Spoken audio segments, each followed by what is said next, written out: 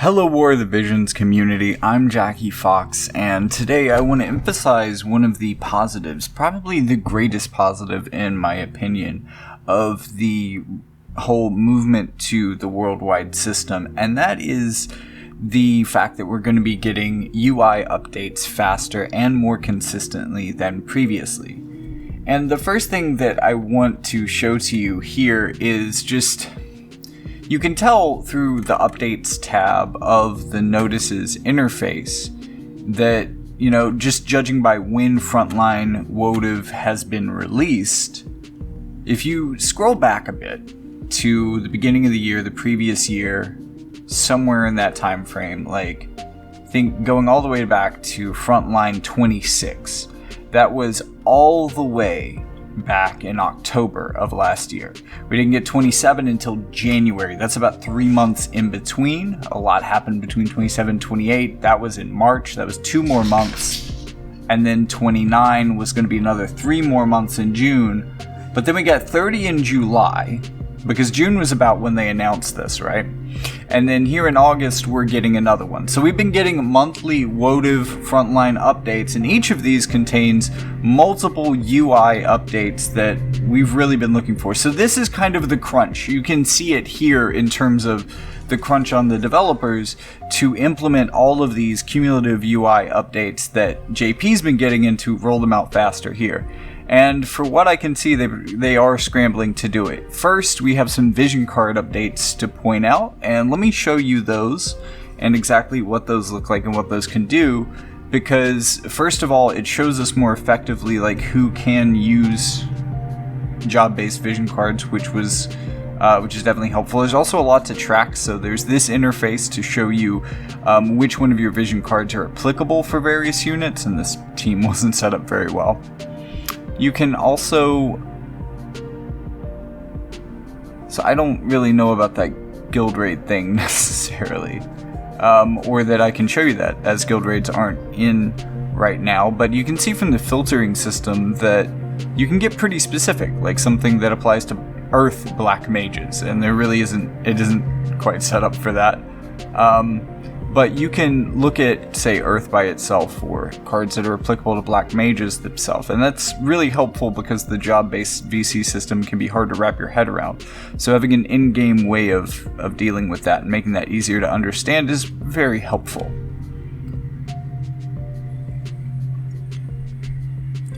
And we've been complaining for quite some time that we've needed a better filter system for vision cards and the like.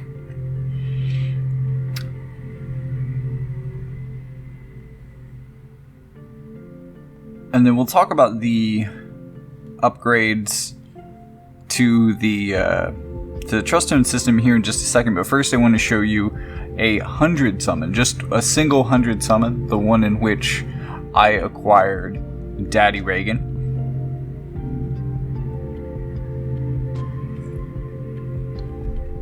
He's a good boy.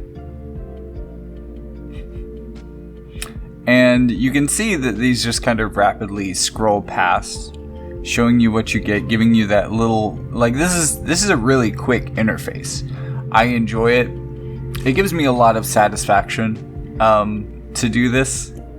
And it also just makes me think about how it would have taken me nearly, if not even more than 10 times as much time to do this previously. I mean, this is a big time saver, especially for things like guild raids, which happen to hand out just hundreds and hundreds and hundreds and hundreds of tickets. So being able to spend them 100 at a time is really a nice bonus.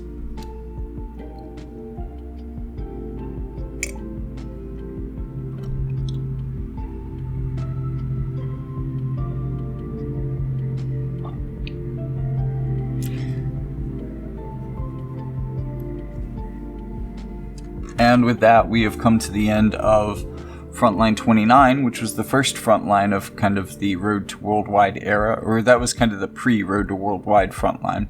So let's see what we've gotten since Road to Worldwide was updated. Now we can talk about Trusted Shine Sand, because this is a way, I mean, effectively you won't because so many, this kind of is the final resource that we need from the trust stone rooms, so that we don't really have to farm them anymore. Everything else that we can farm in those rooms has become pretty common and pretty easy to obtain, and now this is as well. So, that's one less room that we really have to farm as players. That's helpful. And they did that just through implementing a new currency.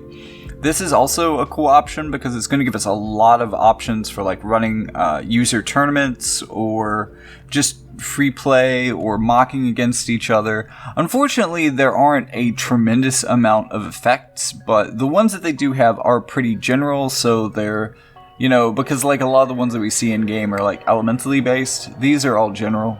I have an even playing field. Another thing that happened is they removed the Visior for high-speed expeditions.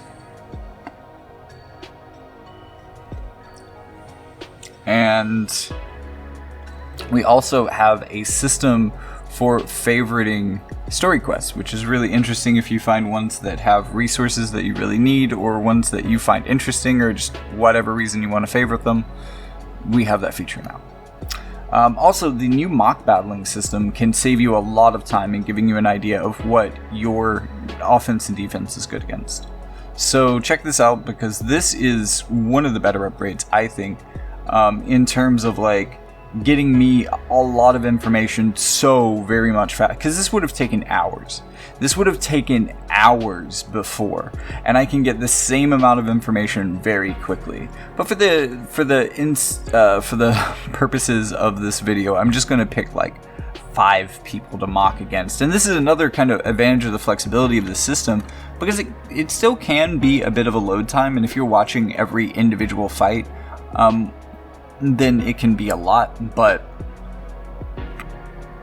And then, just like usual, you can look back at the ones that you took part in, and you can hit the little video icon to be able to watch that individual fight if you're curious what happened or what went wrong. So I'm going to do that and show you this, and then we'll get right back to the UI updates.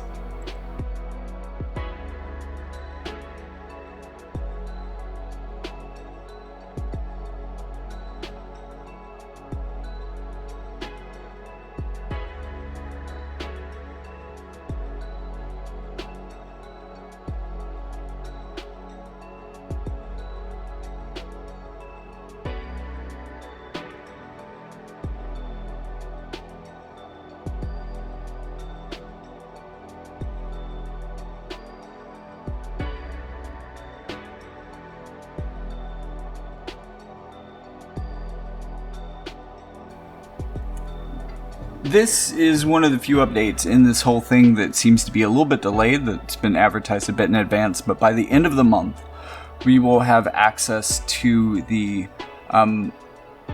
items, the burst cores here, that will kind of unlock the system from what I'm guessing. So we'll have a lot of characters that are going to have new upgraded limit bursts, thanks to that system, and a new thing to farm. Coming pretty soon, by the end of the month.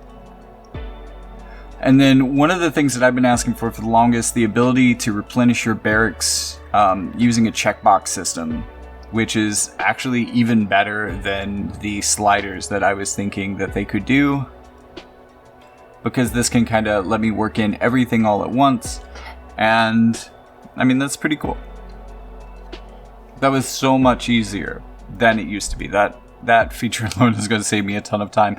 But speaking of saving a lot of time by like cutting through the absolute weeds of a UI system, there have been a lot of issues with the trust zone system, and it's needed a lot of revamping. And I think that this last part really finishes fixing the trust zone system, specifically from the point that not so much the trust zones, but the trust masters were just very tedious to fully unlock, and everyone requires this. So, you know, it really cuts the joy of getting a new unit to level 99 and getting their trust master and being able to unlock it when you have to go through this fucking chore to do so. So having that streamlined is just great. Also, being able to see unit attack resistance, area attack resistance, that's something that was recently added to JP and something I'm very excited to see because those stats are super important in modern War of the Divisions, in that they are kind of the primary frontline defensive stats in a lot of ways. So you can really get a better sense of what a team or what an individual unit is like from being able to see this additional depth. And additionally, they're going to be showing us accuracy and evasion, finally, in the future. But also, we can turn off the affinity bonuses so that units won't be encouraged by the AI to clump up as much in order to gain those bonuses. This system of checking vision cards, vision card costs for limited hasn't been implemented yet because we haven't run into a limited that has used it yet, but theoretically we'll be getting one in the future. They rearranged the way that energy pots are. Okay, I guess they put the most useful ones up first so I don't have to scroll down all the way. Okay, well I guess that's a change. And we're also going to be getting additional party formations for all sorts of stuff, which is great. More teams that I can save. I appreciate it. So that is a whole lot of updates. And I think I missed a couple. There were probably a couple that I had to skip over there because, oh my god, that was such a speed run. And like, again, not only are these a lot of things that we, or at least I, have been asking for from this game, from the developers for quite some time, these are also a lot of things that have just recently been introduced in JP that have been making a big splash and big waves over there that we have very much needed to be added to our game as well, but also a lot of things that the community has been asking for a long time, and a lot of fixes that we have needed as well.